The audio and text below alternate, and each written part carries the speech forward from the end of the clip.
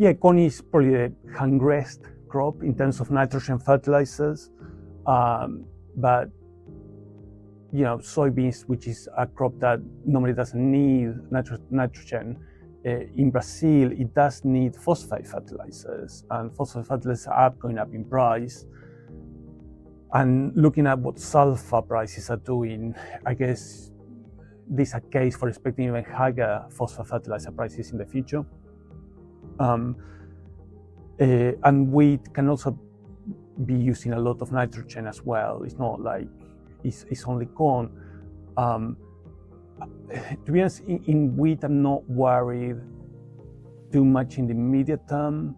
The first major effect that we've seen is a drop in area in Australia and Argentina. By the US estimates, is dropping about 5% in both, 5-6% in both.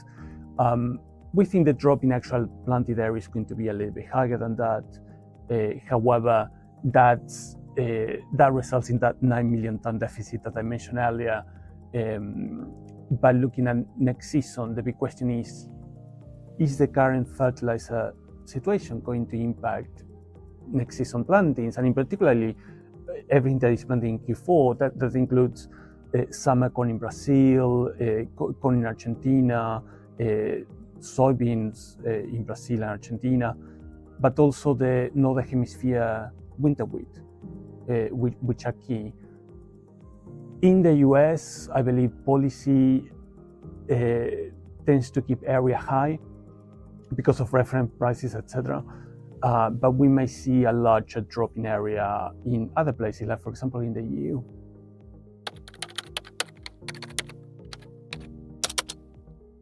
I mean, the correlation between El Niño and dryness in Australia is one of the strongest correlations that are around. We do expect a drop in yields. I have to say, we do have a rural bank in Australia, and by far the main concern for farmers in Australia is the fertilizer situation in the short term. Yes, El Niño, they might be concerned in the future, but El Niño is not showing its teeth just yet, so to say, and it's not officialized yet.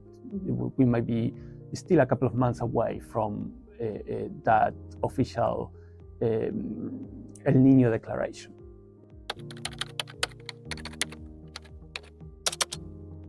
On the soybean side, of course, we have all the geopolitical play between the US and China. So that's not necessarily a risk to production, it's a risk to trade. We do think the tension between China and the US is long term. That's a bank-wide view. We don't think there's going to be much relief. Is this an agreement? We think, there might be some purchases done from China as a sign of goodwill, but they will always be opportunistic. In the past, deals were not fully complied with, if you want to say, or the expected purchasing levels were not fulfilled. So we are not too optimistic on that front.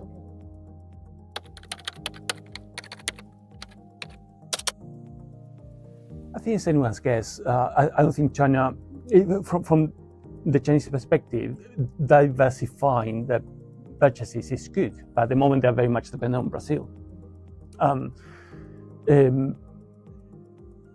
I think it's going to be very much opportunistic and part of a bigger negotiation going forward. I don't think we know the full extent of any agreements. I don't think we can be certain it's going to be one way or the other. I think it's going to be some purchase from the US, still buying the lion's share from Brazil.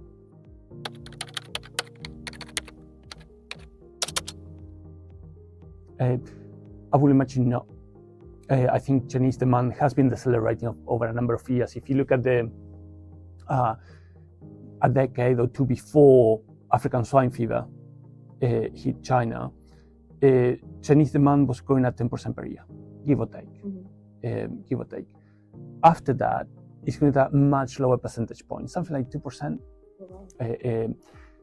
maybe 4%. It varies every year. But China has been trying to diversify the feed, trying to lower its dependency on soybeans, trying to incorporate more grains, and that results in less soybean demand. And as well, Chinese meat consumption is already very, very high. So in proportional terms, it's not growing as much as before.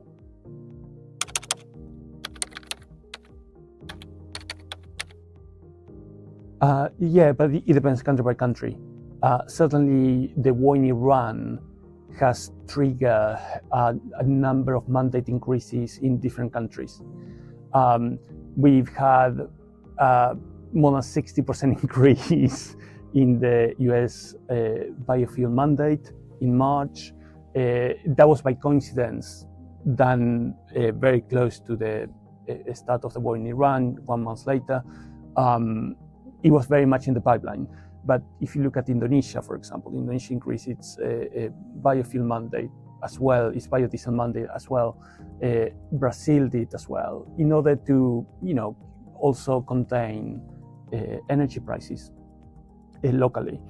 And we might see more if we continue to see very high energy prices.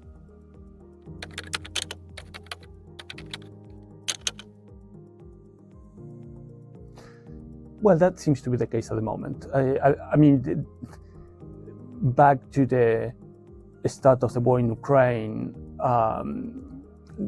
at the time it wasn't clear, but the world reached a consensus that putting sanctions on Russian agricultural and fertilizer exports was similar to sanctioning Africa into famine. So we don't expect to see sanctions on Russia. Russian exports will continue to flow. The economics of Russian wheat are not always perfect, but it still is the cheapest wheat producer in the world. This season we expect more or less similar levels in both countries as last season. I think, Russia will continue to export good clips of wheat. What we might see if we move to a high wheat prices scenario, where potentially not only Argentina and Australia might suffer from high fertilizer prices, but potentially also places like the EU or different places, different countries in the Northern Hemisphere. I tend to believe Russia could be more assertive who they sell wheat to. In the past, they were very, for example, very reluctant to let Ukrainian corn be sold to Spain, for example, because it was very much seen as an enemy of Russia. So we might see that becoming more a geopolitical play, and wheat being used as a weapon in this geopolitical play. Ukrainian farmers have my utmost admiration how they can manage to still produce and export agricultural commodities in the volumes they are doing, and I think that they will continue to do so because Ukraine has managed to protect a corridor that has been working very well despite Russian aggression, and thanks to all the drone technology that they've been developing.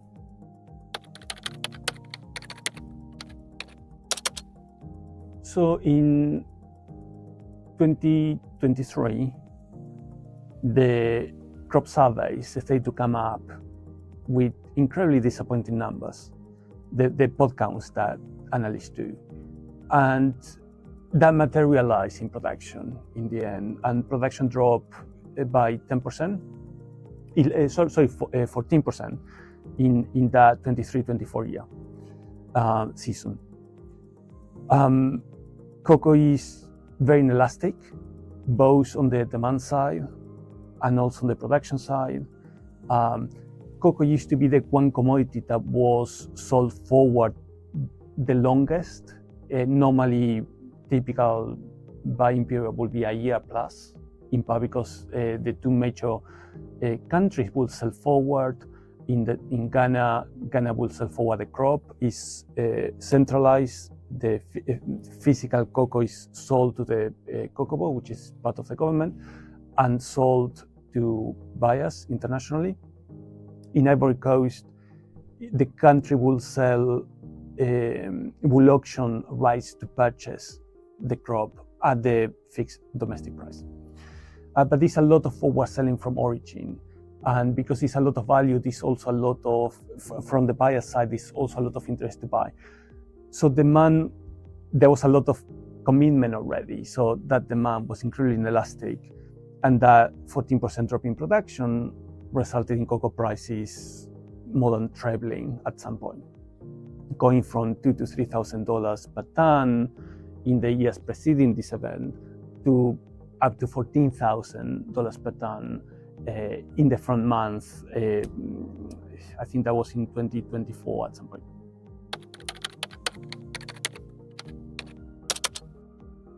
What we've seen is a trend to other producers outside West Africa to increase production. And we've seen gigantic investments in plantations in Latin America, but not only Latin America, in most countries that can produce cocoa, and they have a liberalized sectors. In West Africa, the response has been delayed, in part because they have fixed prices paid to farmers. And those fixed prices have been increasing, but with a lag. So we haven't seen, and we don't expect the similar increase in production as we see elsewhere. Production and demand have adjusted already. So for this season, we already see 300,000 tons, a 300,000 ton surplus. But that doesn't mean that cocoa stopped being volatile. It's still incredibly volatile. But there has been a lot of short selling on the back of that. And you know, when you expect something to go significantly cheaper, it's hard to say, well, where's the limit? And that there's a lot of discussion where that limit is at the moment, given the current situation. But going forward, we do expect to see further surpluses. All these investments will become more and more productive in the coming years, and we have to expect lower prices ahead. Volatility is still at play, certainly this season, but lower prices in the future.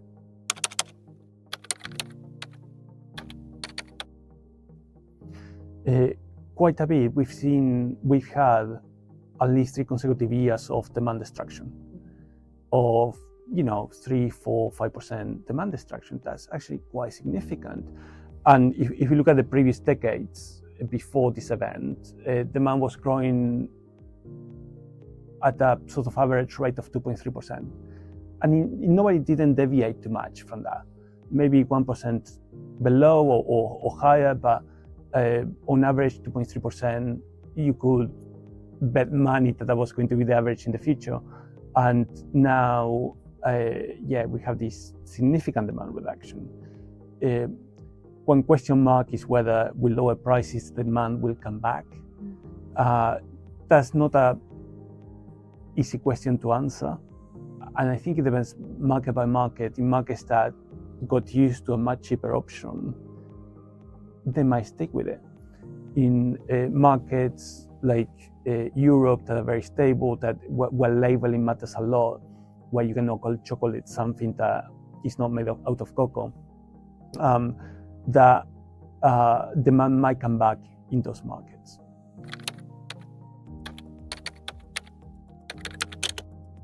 No, I think it will continue. I mean,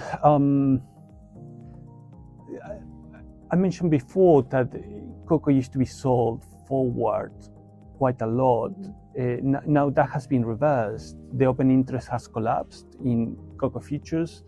That tells us that, and much more than that 14% decline in production. So that tells us that the hedging horizon now is much shorter, which means there's much more sort of flexibility in a way, but less protection in case. So there's less protection for cocoa buyers. They're hedged for shorter times on average, but also if there's an event, demand will adapt quicker.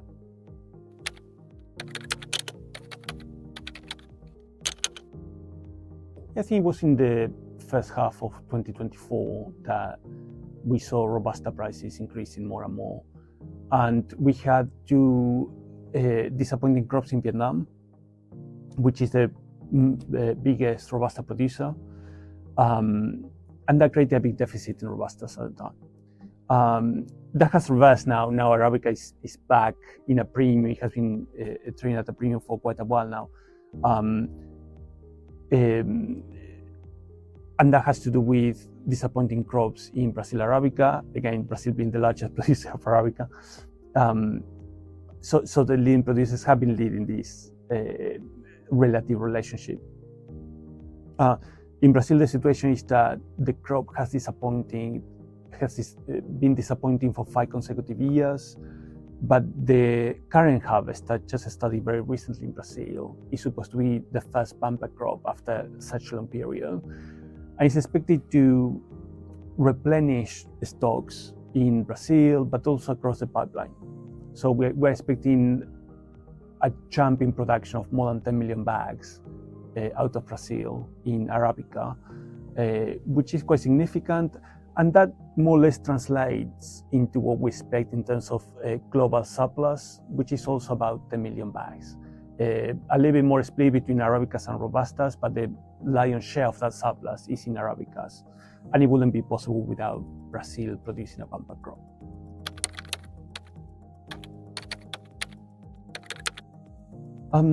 So this harvest is very much done in Brazil. So it's being harvested. So if it's dry in Brazil, it's actually good.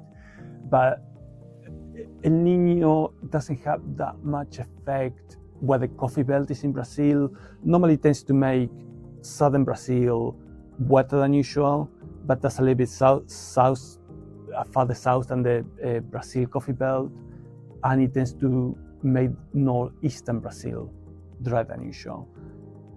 That's normally farther north of the coffee belt. So coffee generally tends to be relatively unaffected by El Niño in Brazil.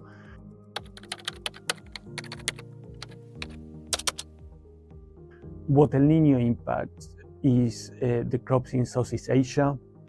So it could make Vietnam drier. Vietnam is largely irrigated, so I wouldn't expect huge effects on this crop on the trees now.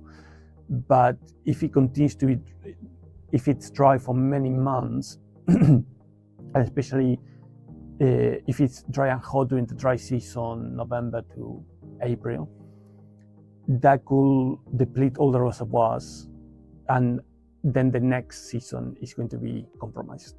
And we've seen that before, and that's a possible scenario. India might suffer, Indonesia might suffer, because all those countries get drier than normal.